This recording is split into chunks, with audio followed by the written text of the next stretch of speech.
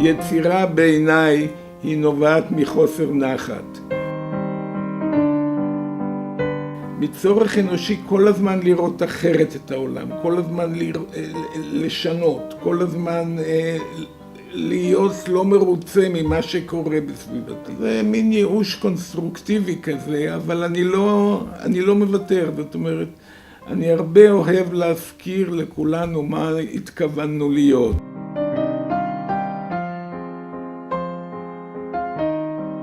כל שנה בסביבות יום העצמאות, איכשהו בלי להרגיש, אני חוזר לקטע הזה של המכתבים לטנקים, שהוא קטע מספר ביוגרפי שהוצאתי לעצמי. הנה עוד מלחמה, המבחן האנושי העליון, התמודדות עם כל האנטי שמשתולל בתוכי, הידיעה שבקרב האולטימטיבי של אדם מול גורלו אני ניצחתי. הייתי מרוכז, הייתי מדויק, הייתי מקצועי, מילאתי את חובתי למשפחה, אני אחזור הביתה לילדים ולאישה, זקוף, אני ניצחתי, נשארתי בחיים. ועכשיו אני יושב בצריח וכותב, המלחמה בחוץ עוד משמיעה קולות של פרפורי כסיסה, אני כבר בטוח שניצחתי.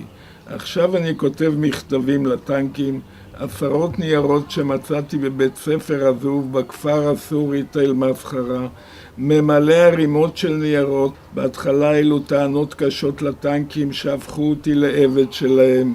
אחר כך הטנקים זה בכלל הגנרלים שמפחידים אותי, וכל הטענות שיש לי מול המדינה והצבא והטיפשות האנושית שאני אחד מקורבנותיה. ואין אונים מול כוחות גדולים, גורל של דור שהולך ומתבגר בתוך טנקים, מגלה שרוב הדברים החשובים שקרו לו קשורים לצבא ומלחמה. אני כותב מכתבים לטנקים, יודע שהם לא יבינו אותי, מנסה לומר שאנחנו נשארנו פה אחרי המלחמה הזאת, עצובים למען המולדת. יושב בצריח וכותב, ובזווית העין אני רואה את עין, הטען קשר שלי, שוכב על הרצפה מקופל, מקובץ, לא עונה, עוד קורבן של הלם קרב. במלחמה הוא תפקד נהדר. כל הקרבות היינו ביחד, חלמנו על היום שאחרי, ופתאום בלי עזרה הוגשם בהלם הזה. בלילה אנחנו ביחד, כולנו הופכים לפסיכולוגים חובבים לעצמנו ולחברינו. עין, איש תקשורת וטלוויזיה, לא ידענו ש10 שנים אחרי אני אבוא אליו לקריית יובל בירושלים בכדי לשבת שבעה על בנו שנהרג בלבנון. בלילה האחרון בתל מסחרה אנחנו עושים ספירת מלאי, אל ההרוגים והפצועים נוספים גם 9 נפגעי הלם קרב לפלוגה. 9 מתוך 50 זה כמעט 20%.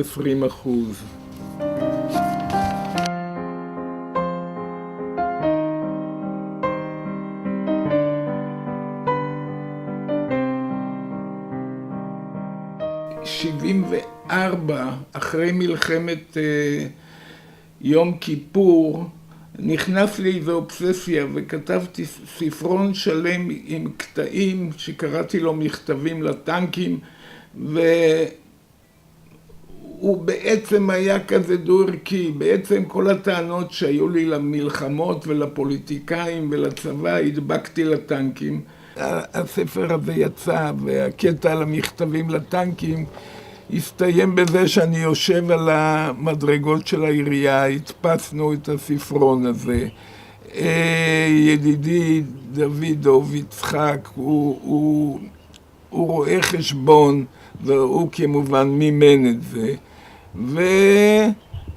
וקראנו לספר הזה, הוצאנו אותו בהוצאת הרועה, ואנחנו יושבים ככה, ואז פתאום מישהו מספר לי שמוסה פלד רכש, מוסה פלד היה אלוף גייסות שריון, הוא רכש ספר אחד כזה, והוא מזמין אותי לרעיון, וברעיון הוא אומר לי, תשמע,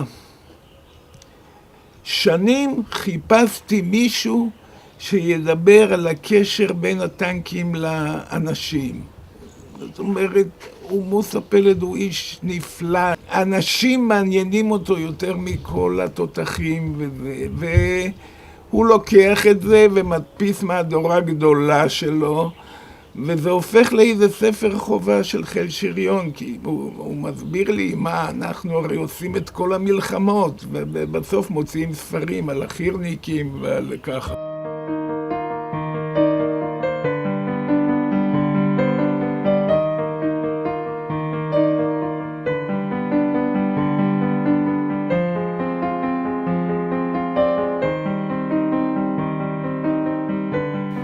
ישראליות זה המקום היחידי שאני יכול לחיות בו. אני אוהב לספר איך הייתי 1.5 שנה בארצות הברית, והייתי כזה מנותק, הייתי חולם על האקליפטוס הגדול של הקיבוץ, ואני בעצם הייתי מפה, אשתי אמריקאית, וחיינו שם. ואבא שלי היה שולח לי קטעי עיתונות, והוא שלח לי רעיון עם יהושפט ארכבי האלוף במיל שנעשה איש שלום, והוא אומר, אם המדינה שלי תחליט להתאבד, אני אהיה איתם. ואמרתי לחנה אשתי, זה אני. זה להיות שתול במקום הזה, זה בארץ הזאת.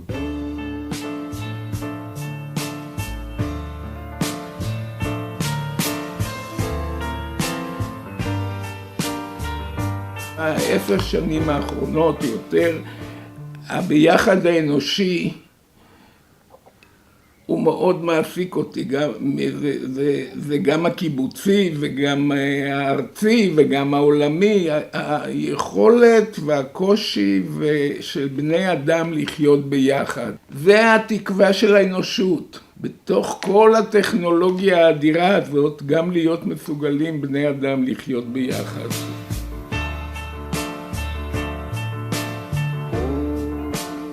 האיש והאישה בעיניי זה הגרעין הכי יסודי של הביחד. מהם אני משליך על הביחד בציורים היותר גדולים את הקונטקסט הכללי של הכאוס האנושי שמסביבם, ובתוך כל זה ובתוך כל העולם הדיגיטלי הזה הם מחפשים איזה ביחד. שלפי דעתי כולנו מחפשים, גומרים יום עבודה דיגיטלי ורוצים לאמא. זה לא איש מסוים ואישה מסוימת, זה תופעה אנושית של אנשים שמחפשים איזשהו ביחד.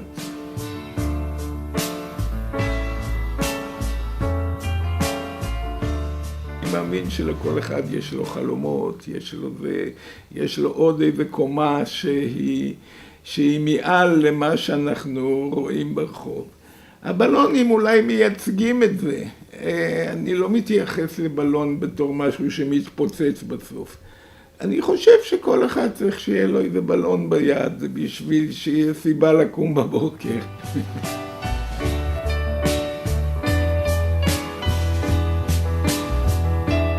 אנשים אוהבים לשאול אותי כל פעם, אני מבלבל אותם, מה אתה כותב או מצייר, תחליט מה אתה, ואני מנסה להגיד להם שאני כותב כי האומנות הטהורה אינה מאפשרת תקשורת של הבנה ורגשות. מזכיר לכולנו שבאומנות הפלסטית החוויה נקלטת בשנייה אחת של מבט, ותקווה של היוצר לפירושים של הצופה. אני לא מסביר. זאת לא אומנות בשביל להסביר אותה. בשילוב אומנותי עם המילה, אני מנסה להגיד ולהעביר ולהבין מה אני מרגיש. בתערוכה זו, בעיקר בנושא המלחמה והשלום, שני ערכים שכרוכים ונפגשים ביום העצמאות והזיכרון שלי, שלנו. למרות שהאומנות הפלסטית היא שפה בינלאומית, אני ביצירה שלי משתדל לתרגם אותה לשפה הישראלית. ואני ישראלי שחי גם בימים שהייתה פה שפת אומנות ארץ ישראלית, אומר לעצמי שעדיין יש מקום וצורך לשפה אומנותית ישראלית עכשווית גם היום.